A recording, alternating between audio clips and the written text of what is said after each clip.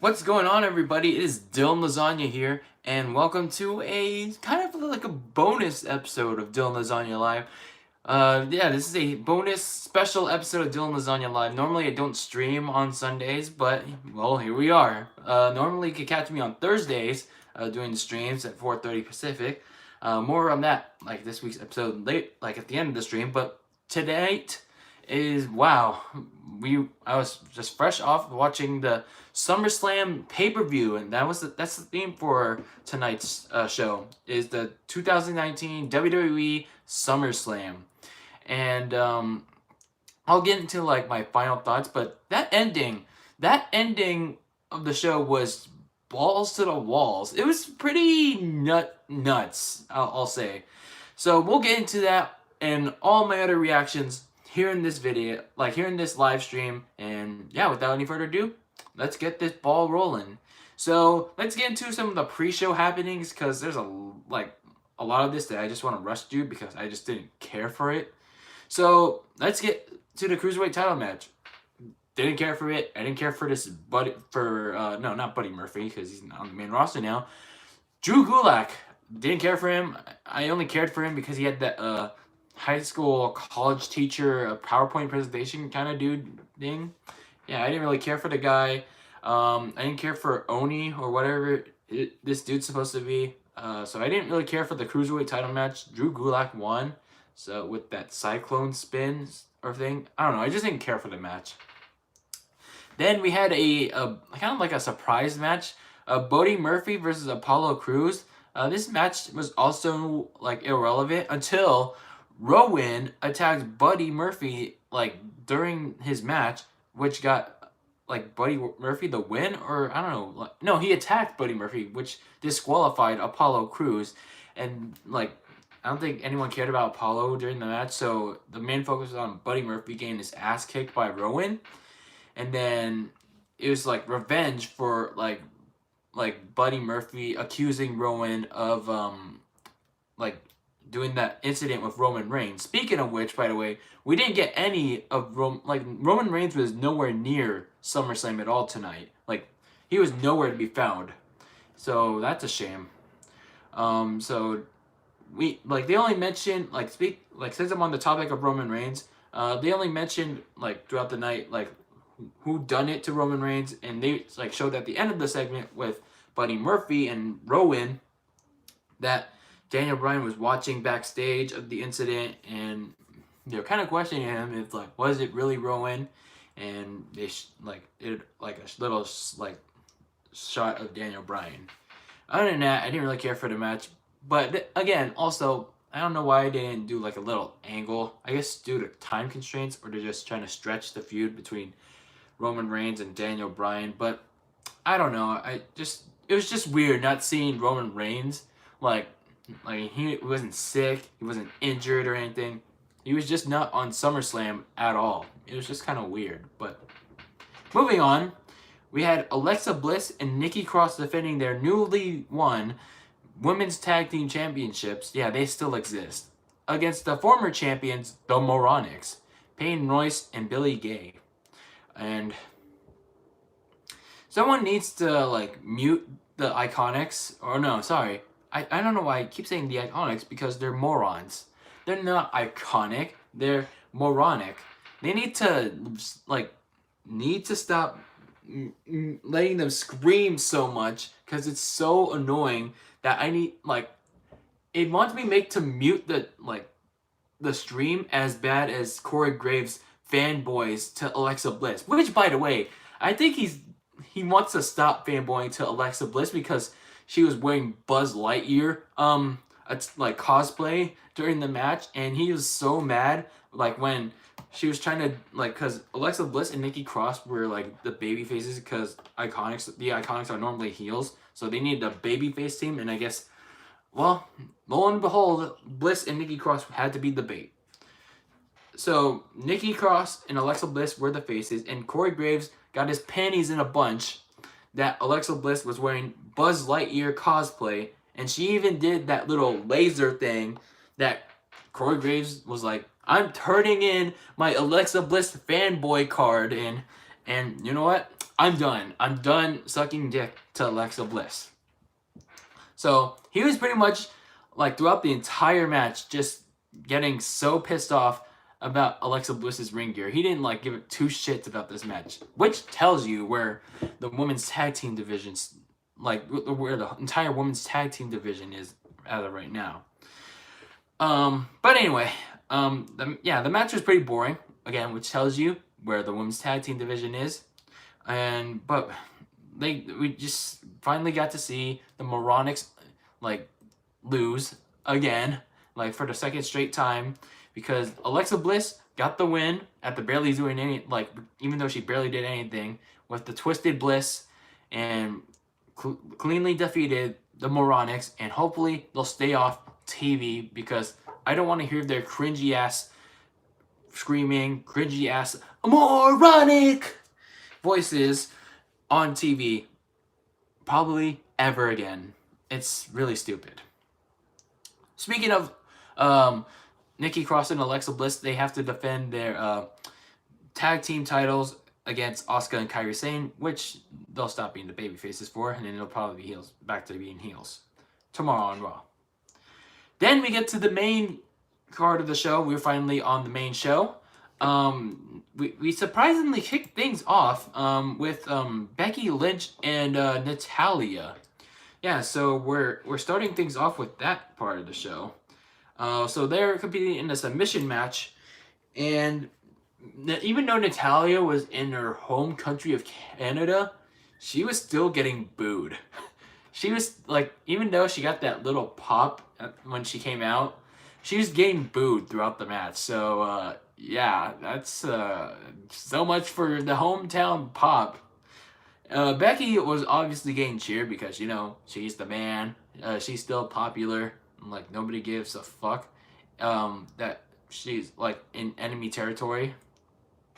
So at one point, Natalya and Becky had locked each other in like the other's submission move.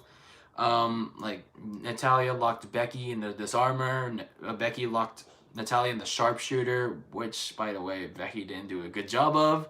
And then at one point, this was a really cool spot.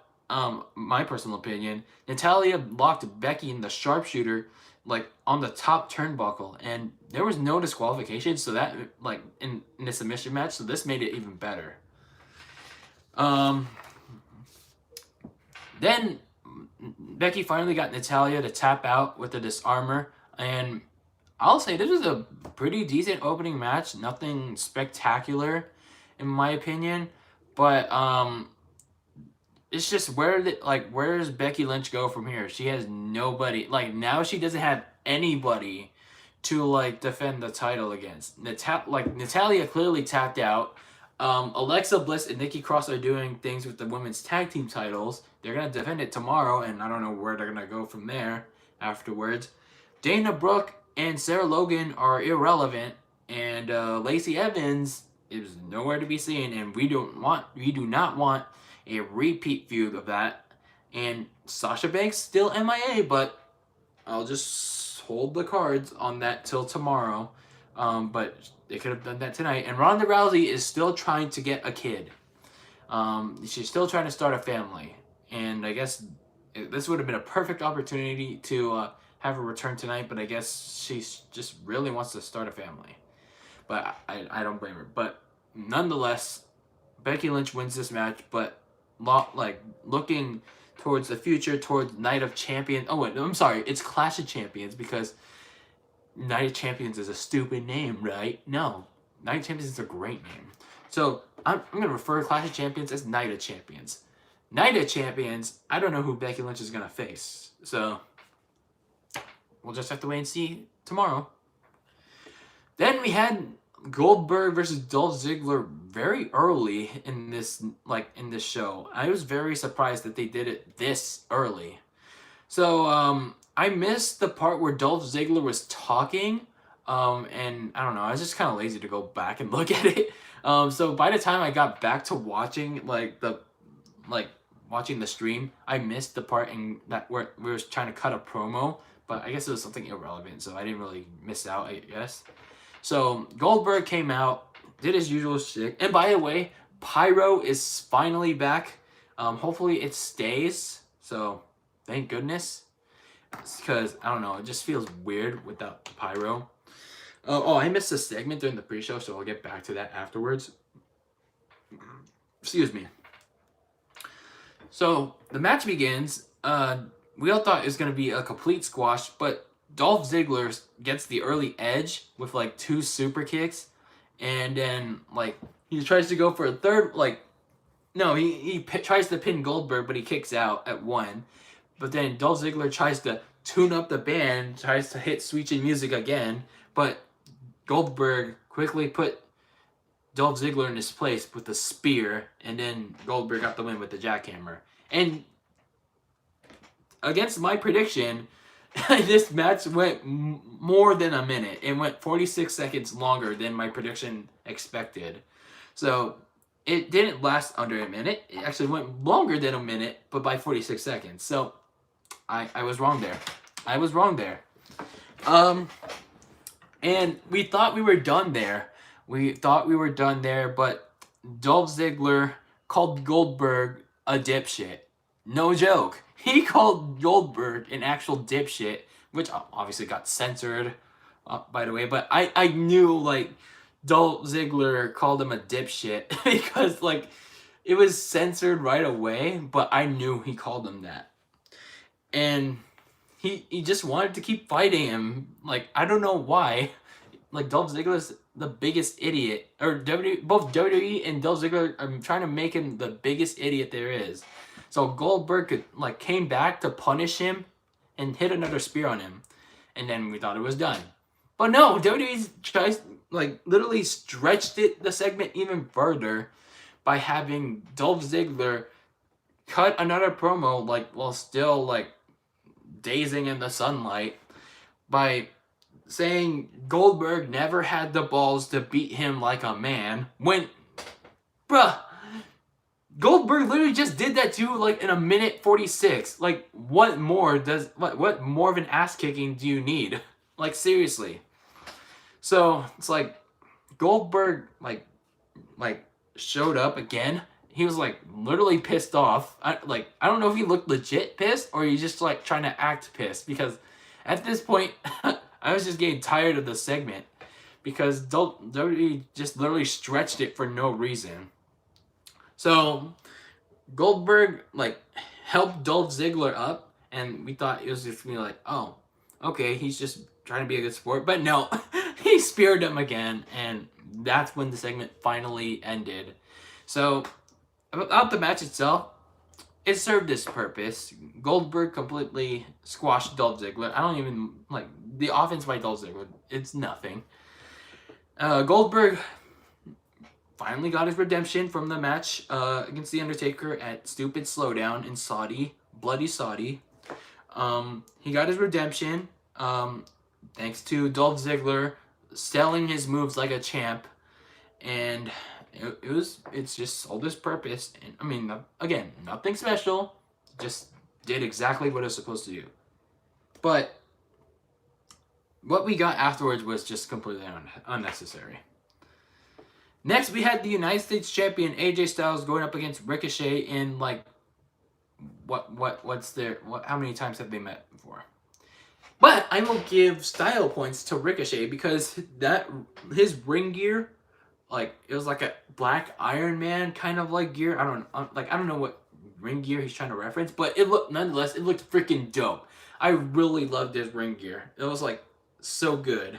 I loved it. But it was it was at this point, during the show, I was just getting so pissed off because the stream was just so lagging big time, and I was just getting so frustrated to the point where I was literally ready to throw my laptop, and I was no, Dylan, you gotta chill out. If you throw your laptop, you're gonna break it. It's gonna cost you a lot of money to replace it. So I just had to chill. Even when I finally got it back to normal, the match, I couldn't buy into it. It was pretty much the same thing that AJ Styles and Ricochet have done before. So it was like they do this. Luke Gallows and Carl Anderson interfere, and AJ Styles still finds a way to win. So the ending involved AJ Styles reversing. I guess Ricochet was trying to do something like, I don't know. It was kind of like a whisper in the wind kind of move, and then AJ Styles turned it into a Styles Clash to retain the United States Championship. And then afterwards, Carl Anderson and Luke Gallows gave the Magic Killer to Ricochet, and that was that. So I don't know what this all is gonna lead to. I don't think Ricochet deserves another U.S. title shot, but then again, it's like, who else is AJ Styles gonna keep fighting with against the U.S. Championship with?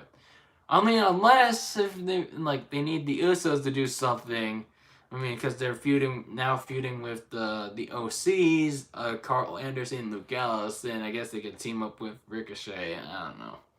I mean, like a winner take all at Night of Champions? I don't know. Because the Usos weren't not in Toronto because freaking Jimmy Uso was so stupid to get another DUI. And they were not allowed to go into Canada because of the DUI. But I don't know. This now, starting from here, this is where I just, I think started with the Styles and Ricochet match. This is where I started to get really bored of the show.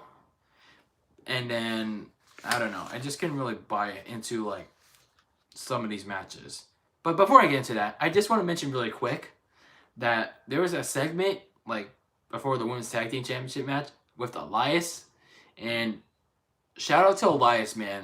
Someone it wasn't like someone had a Kawhi Leonard jersey, like a LA Clippers jersey, but Kawhi Leonard absolutely roasted the Toronto crowd because he mentioned Kawhi Leonard leaving the Toronto Raptors for Los Angeles for the Clippers, and he got so much heat for that. To the point that Edge came out and, I don't know why, when everyone else got pyro, Edge didn't get pyro. But that's a little small note. And then, for the first time in, how many years? 8 years?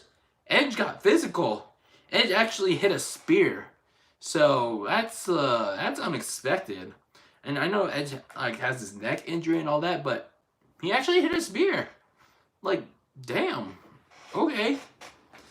But that was a small segment, but I really like what Elias did with that Kawhi Leonard thing, though. That was really funny. So next we after Styles vs. Ricochet, we had the biggest bore of the night. SmackDown Women's Champion Bayley going up against Ember Moon. Now, there's no video package for this at all. There was no hype from this from the commentary team, even during the entrances, But that was because WWE and their Snoop Dogg led crack ass writing staff, even with Eric Bischoff at the helm, because apparently he is still trying to get adjusted to the job, and I don't blame him at all. But even without Eric Bischoff, with him not there, WWE's crack ass writing staff did absolutely nothing to make this match mean anything. They literally slept walked. I don't know. They were sleepwalking throughout the build of this match. Ember Moon, let's just have her make her look weak as hell. She means nothing to us at this point. It's let's have Ember Moon be a victim to Natalia's push. Let's have Ember Moon take an L to Alexa Bliss. Let's have Ember Moon be Bayley's bitch. And that was pretty much what Ember Moon was. Bayley's bitch. And Bayley, even when she was, having this, somewhat aggressiveness, she, still looked pretty weak. And it showed tonight. Nobody gave any shits during this match. The crowd was not tired at all. They were not trying to. They were trying to go to the bathroom, and it showed. Like, nobody gave any shit about this match. Not even the little kiddies in the front, like, trying to cheer for Bayley. They gave no shits. There were like no reaction for Bayley or for Ember Moon, because WWE does not give any shits about these two competitors. First, especially Bayley, after she won Money in the Bank. So Bayley gets the win with like a top rope Bayley to belly, and I don't know. At this point, I was just very disinterested in this match, and I was just hoping for Sasha Banks to confront Bayley or something, but that didn't happen either. Then we had Kevin Owens versus Shane McMahon, with the stipulation being Kevin Owens loses, he quits WWE. So Shane McMahon got booed, not really heavily, but actually he did get booed pretty heavily. And then when Kevin Owens came out, everyone popped really hard for him, and he had like a Toronto Raptors like inspired like t-shirt, which I thought, even though I don't like the Raptors because they beat my Warriors in the finals, but asterisk, we were all injured. But nonetheless, personal feelings aside, he had this Toronto Raptors inspired t-shirt on, like with the Fight Toronto Fight on the back, which I thought was a nice design, with the WWE Raptors gear. But Shane put him in a disadvantage early with making Elias, who suddenly was walking fine after the spear he took from Edge, and he made him the special guest enforcer. And then obviously Elias got repeatedly involved, like trying to get Kevin Owens counted out, and he and Shane tried to also get him disqualified by trying to make him use a steel chair. But obviously Kevin Owens did not want to use the steel chair. Then things came to a head when Elias got unintentionally hit by Shane and broke up a pin attempt. Elias pulled out the referee and started arguing with him, but then Kevin Owens did like a senton bomb onto both of them from the ring apron. Then Kevin Owens proceeded to attack Elias and use the steel chair on him, and he was about to use it on Shane McMahon, but the referee woke up in time to stop him from using it. And then Kevin Owens gave it to Shane McMahon, and then while the referee's trying to put it away, Kevin Owens gave Shane a low blow, and hit him with the stunner to give him the victory. Now, this kind of reminds me of how Seth Rollins first won the Universal Championship when he used the low blow and then hit the curb stomp to win. So I don't think this feud's gonna be like completely over with. Yes, Kevin Owens won, but look at the way he won. He used a low blow, like how Seth Rollins did to beat Brock Lesnar the first time.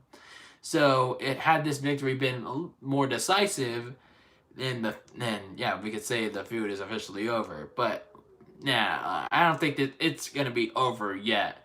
I'd say at best it's gonna be stretched into Hell in a Cell, where they're gonna have a Hell in a Cell rematch. This time with Kevin Owens being the babyface, Shane the heel. They're gonna have another Hell in a Cell match. Hopefully, I hope it's not the main event again. But I feel like that's gonna stretch. Like this program's gonna stretch out a little longer. So Kevin Owens is the winner. Next up, we had Charlotte versus Trish Stratus. No video package for this one either. I was a little surprised by it, but unlike the Bayley Ember Moon match, but this one didn't get another video package. It did during the pre-show, but for some reason it didn't here, on the main card. But it is what it is. Stratus got the hometown pop, but unfortunately, it wasn't big. It wasn't big. I guess there were a lot of casuals in the crowd. There weren't enough hardcores. Charlotte was obviously booed to the core. Then we got to the match, and I gotta say, Trish Stratus was pretty rusty to begin the match. She was kind of slow. She was trying to find her footing again after not having been in a WWE ring for when was the last time she competed? Evolution? No. she competed like in a full-on match at WWE Evolution, but like the last like full match was like Unforgiven 2006, like in her retirement match against Lita, like when she won her last women's championship. But like she like after that, then she started to pick it up with Charlotte, and then that's when the match started to gain interesting. Surprise! Like I don't know, this match, a match after that, when Stratus and Flair were starting to pick things up, it started to get like really fun. Like they had a nice spot where Stratus did a super hurricanrana from the top rope, and then there were like a lot of near falls after that. And I think this is my best spot of the night. Trish locked Charlotte in the figure four, and she even bridged it into the figure eight. And I like, damn. If Charlotte, I was thinking at the time, if Charlotte really tapped out to her own finishing like submission, like even like if she taps to the figure eight, her own figure eight, okay, she has lost all momentum. She has lost all momentum. Like, like you tap out to your own bridged submission move. Okay, you are done, girl. You are done. But Trish couldn't hold it she couldn't hold it as long as Charlotte usually does with the figure eight, and this allowed Charlotte to reach the bottom rope to break the hold. Trish hit Stratisfaction, but it only got to a 2 count. But then, like, Charlotte finally found her footing again to like hit a big boot, lock Charlotte in the figure four to bridge it into the figure eight, and like got the victory to make to make Trish tap out. And yeah, this was a pretty unexpectedly fun match. Like I thought Trish was gonna be like rusty to the point that this was gonna like make the match not very good, but this match turned out to be very fun.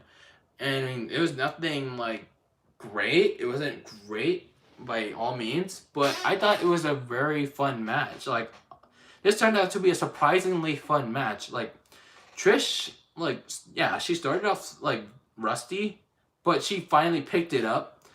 Like when I think Charlotte told her, "Come on, keep up," and then that's when Trish finally started to get things going. Like she finally found her footing again. And then after the match, Charlotte left. Trish got her standing ovation afterwards, and then this looks like it's gonna be her that was her actual final match.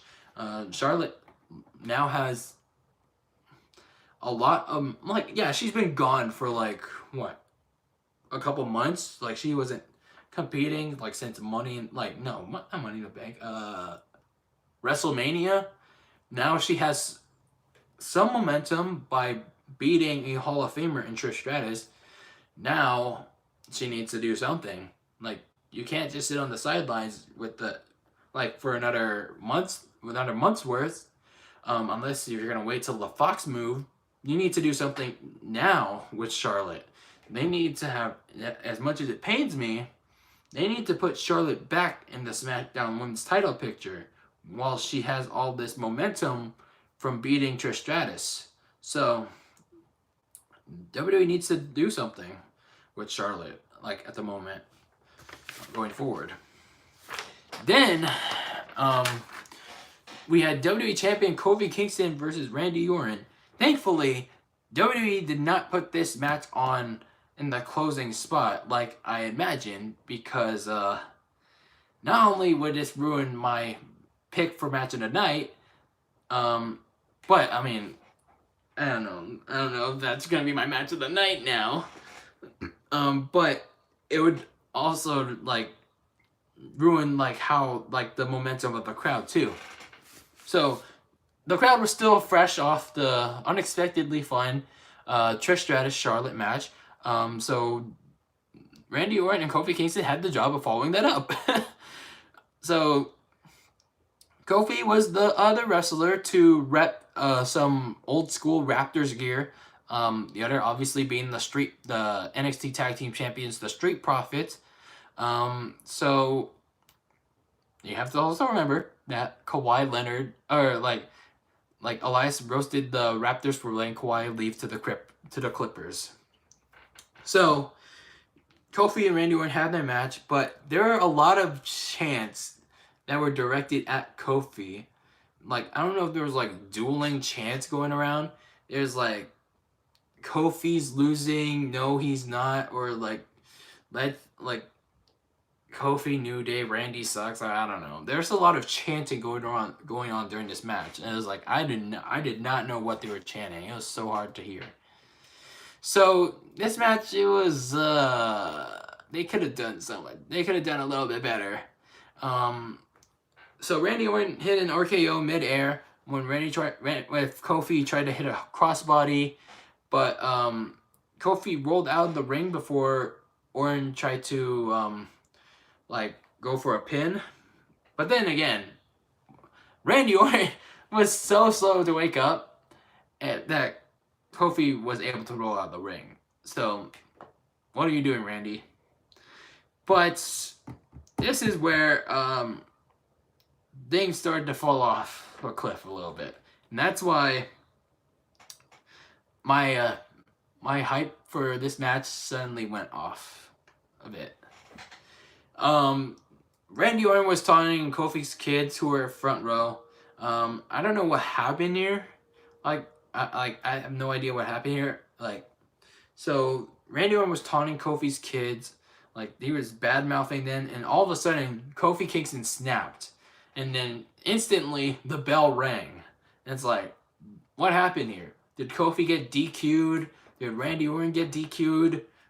What the hell happened here?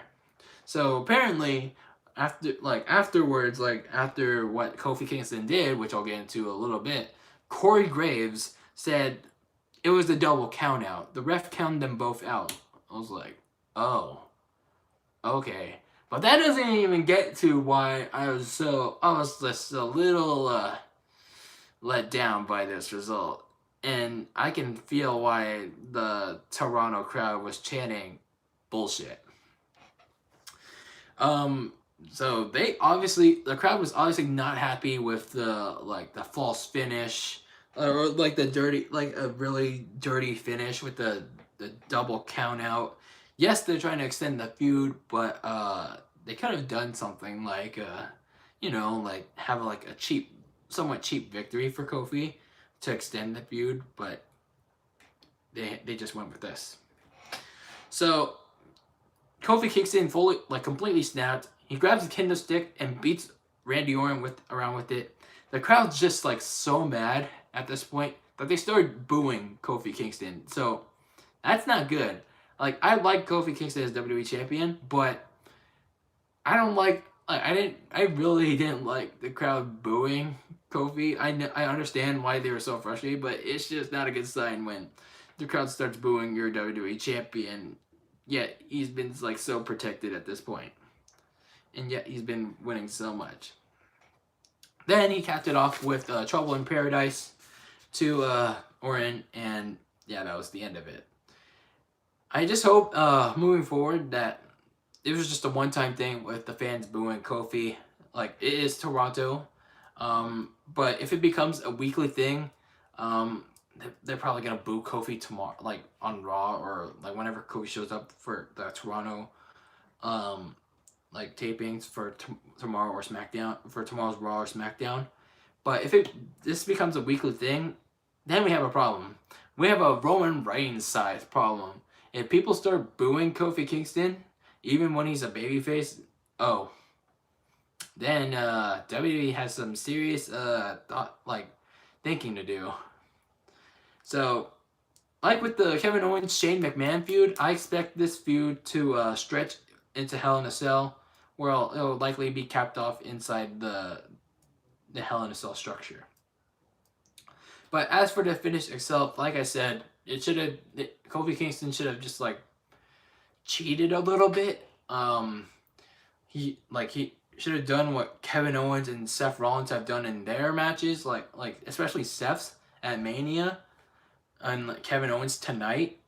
So at least stretches the feud without having a bullshit finish. But I don't know. It is what it is. Then we had Finn Balor versus the Fiend, Bray Wyatt. And obviously this match was all about Bray Wyatt. It's because it took notice right away when Bray Wyatt came out to a remixed version of his current theme song. And I don't know, personally me, I don't know, it doesn't, I don't know about Bray Wyatt's new theme song. It feels weird. It's like, I know I'm listening to it the first time, but I don't know if it fits Bray Wyatt. I think they might have to play with it a little bit. So, like, maybe it'll grow on me. It'll grow on me. It'll grow on the rest of the fans. But it's going to take some time. It's going to take some time.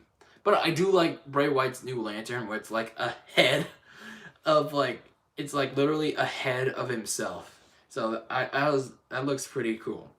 So Bray Wyatt looked absolutely dope in this match. He looked really good.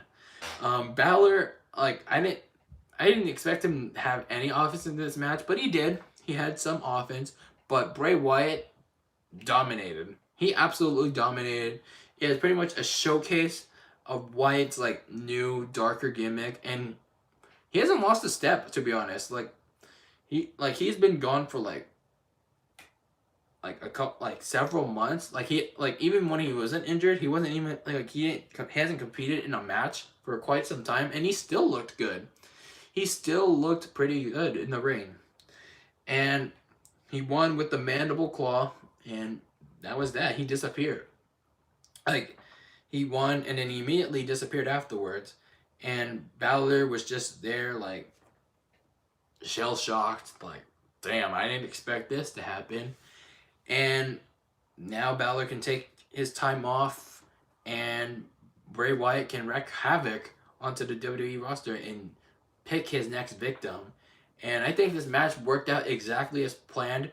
It showed off Bray Wyatt's new gimmick, like, to the biggest extent, and I think this match worked out perfectly. Then we got to the main event, and this was, wow. I did not expect this at all. Like, this was, I don't know. We got to the Universal Championship match. Brock Lesnar against Seth Rollins. At WrestleMania, it was the opening match. This time around, it's the main event, baby. Seth Rollins had his ribs taped up, and he was limping a little, like, during his entrance.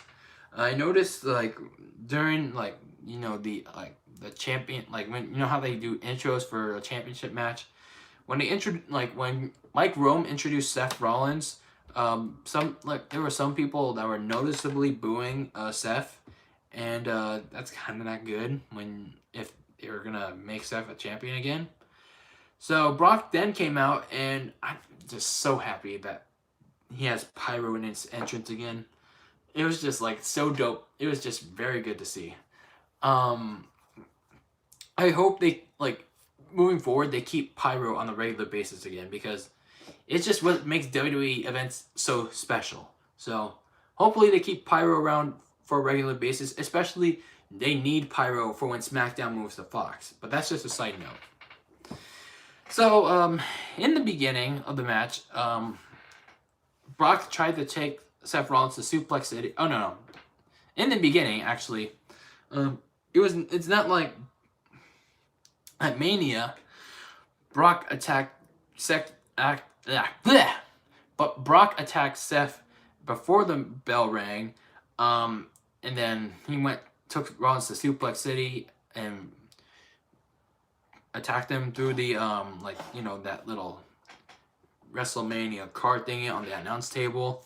And then when the bell rang, Seth Rollins hit a low blow behind the referee's back and hit the curb stomp to win the title the first time around. No, they circled each other and had a mini stare down, like walking around each other to start the match, and you could tell very early on that this was going to be an actual match this time around. So in the beginning, Seth tried to go after Brock Lesnar, but Lesnar like attacked him with ease and went for the ribs. And then Brock tried to take Seth to Suplex City, but Seth flipped out of it twice. And then the first time around, he hit a few super kicks and then hit a curb stomp for like a 2 count. So he tried to go for another one, but Brock Lesnar hit an F5. But Brock Lesnar was so dazed that he couldn't pin him. It was like too far away to pin him, and he was just ready. He was just so pissed. He was so pissed. He's pissed that he was ready to wreak havoc on Seth Rollins. So Lesnar began to work on offense. He started by swinging. He took Seth Rollins' athletic tape that was wrapped around his ribs, and he swung him around, like literally breaking his ribs. He even said, he said something like bitch. It was like I don't know if it was something like party time, bitch. And then he took Rollins to Suplex City like a couple of times. He took him all around the ring, suplexing him. And then he tried to hit Rollins with an F5 on the ring post, like at one point. When he tried to do the F5 like onto the injured ribs to the ring post, but Rollins like got out of it and pushed him into the ring post. And Rollins tried to get into more offense, but Brock took him back to Suplex City.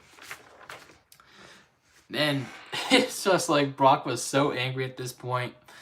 He took his gloves off, and then he proceeded to lock a bear hug on Rollins, but Rollins got out of it. Or Rollins got to the ropes to break the hold. I wish Brock Lesnar expanded on his moveset a bit. Like, it's good to see Brock do like more moves like a bear hug, and like him like using different moves like choking, like using like heel moves like choking Seth Rollins with like the ring ropes. Like it's a little refreshing to see him doing moves other than taking people to Suplex City.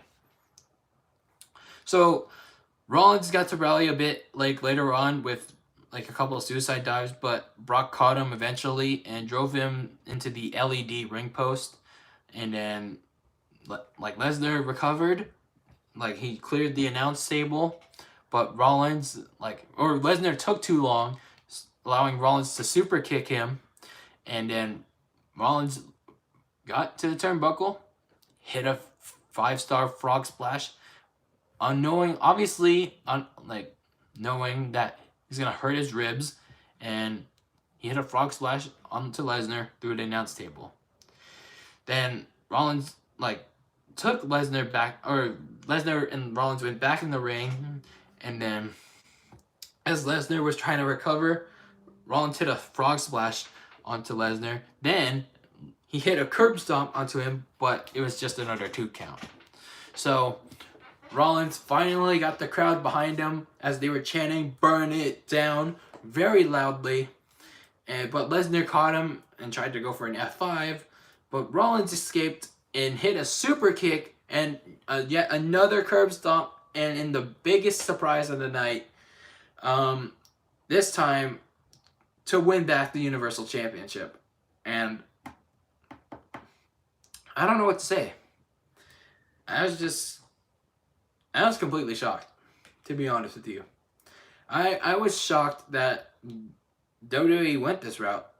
After everything they did to try to make Seth Rollins cool, and after all the criticism and all the outspokenness that Rollins has dished out towards us fans for something that we have not been criticizing the WWE for constructively, they went all in.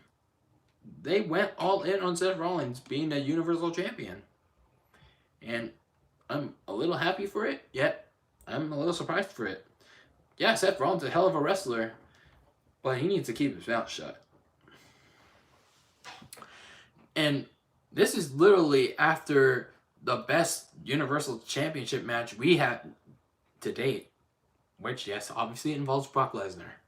But kudos to Brock Lesnar. He finally showed up for, I'd say, his best match to date. And I don't know. I thought WWE would like give the title, like let Lesnar retain the title and not show up to not show up like again for until the Royal Rumble. But damn, I'm pretty surprised they're allowing Rollins to like carry Raw, and good thing they're giving him a second chance. But I think they seriously need to build some more contenders around him. Now,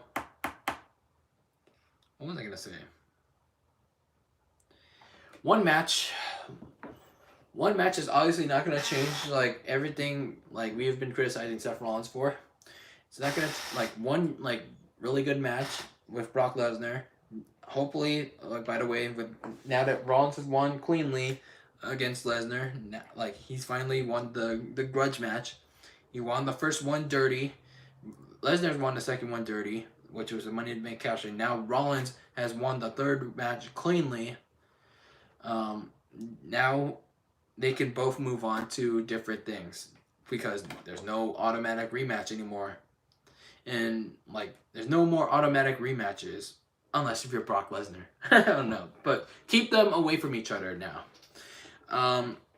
Now back to what I was saying. One really good match doesn't fix the damage WWE did with Rollins' character or lack thereof during the build of this SummerSlam match. So the Paul Heyman led writing staff is gonna have to do a lot of work to fix the damage that they did with Seth Rollins' character. Don't make him look cool, like as a really serious, like a really like good character that people will be invested in, like people will like, not some wannabe dude that wants to like hang out with the cool kids.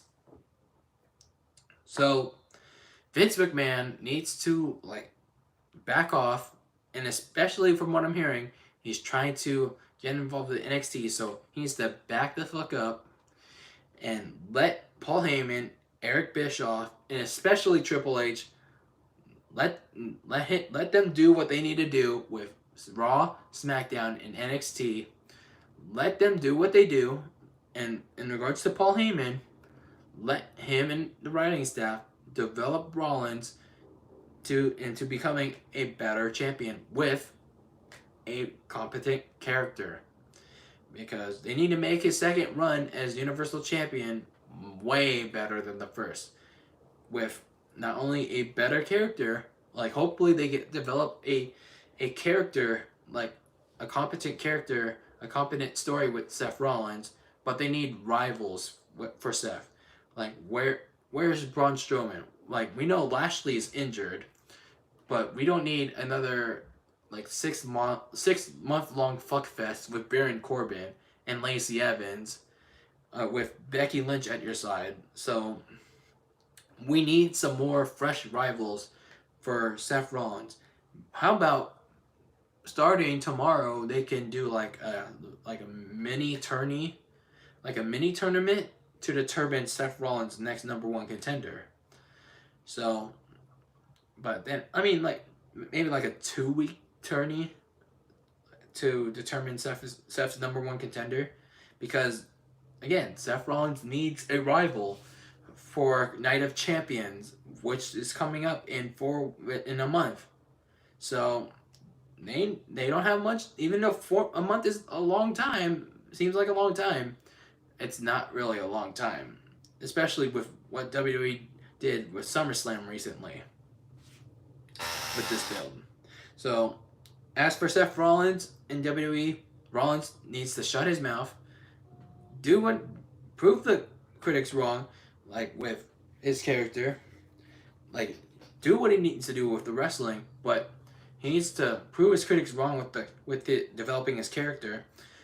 Vince needs to stay away from Paul Heyman in regards to like developing the show, developing Rollins, and let Paul Heyman do what he does. And he needs to do the same with Eric Bischoff and Triple H. But as for Brock Lesnar, I don't know what's going to happen to him. I think Brock Lesnar is going to move to SmackDown. Yes, that means he'll lose Paul Heyman. That means he'll lose Paul Heyman as his mouthpiece. But SmackDown needs a marquee name for Fox. And Brock Lesnar is obviously that name. So, I think this was a shocking move, yes. I'm surprised that Brock didn't completely destroy Seth Rollins, but I'm also glad that Seth Rollins is going to be holding the Universal title despite his lack of character and despite WWE damaging his lack of character.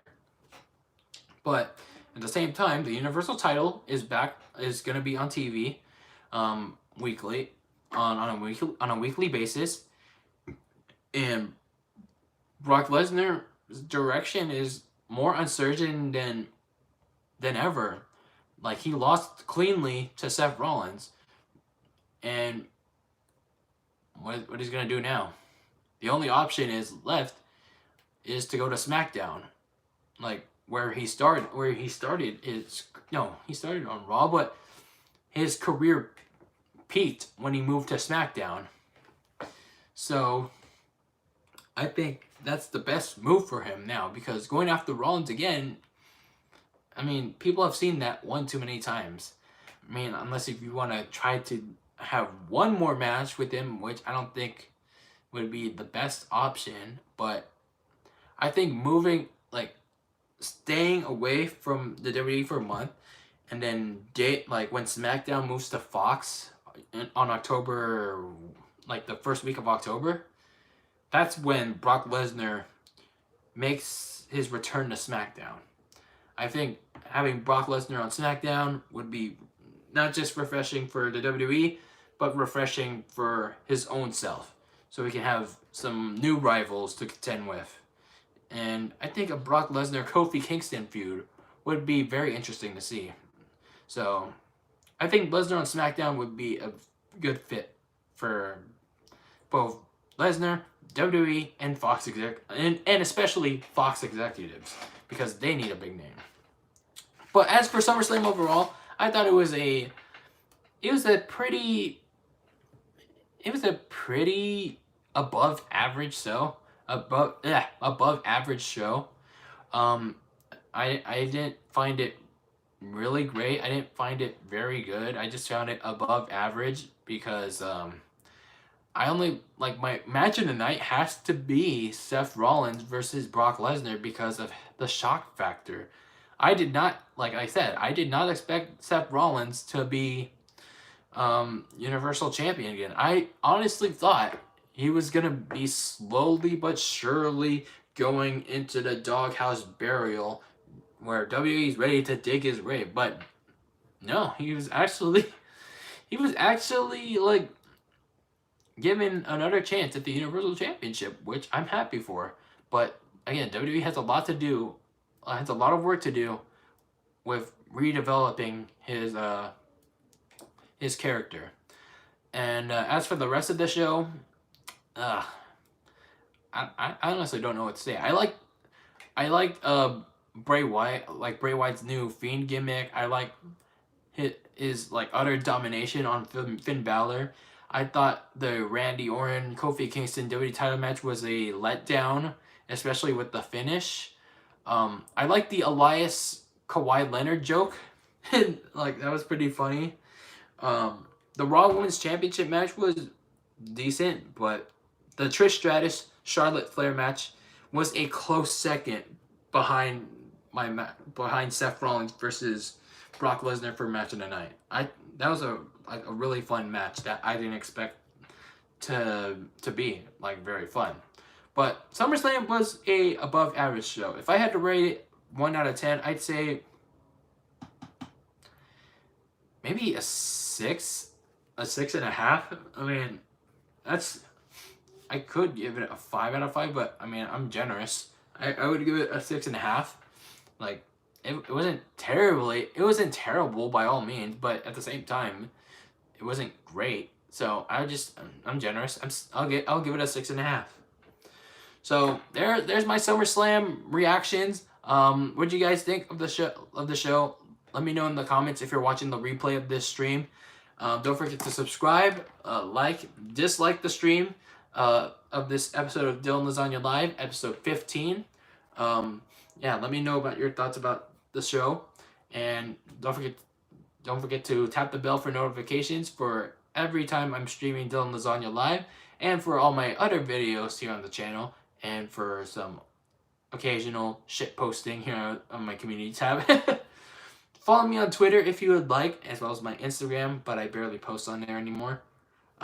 This coming week on DylanLasagna Live, I'll be having a very special guest on the show.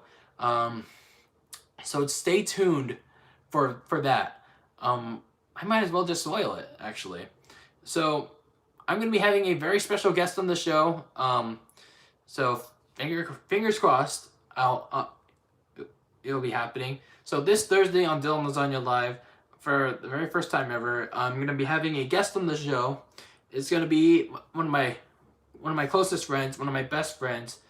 Y'all remember one of my friends, so Unhinged Heel. I'm even butchering the name. I'm sorry, bro. Unhinged Heel is going to be joining the stream for this special episode of DylanLasagna Live.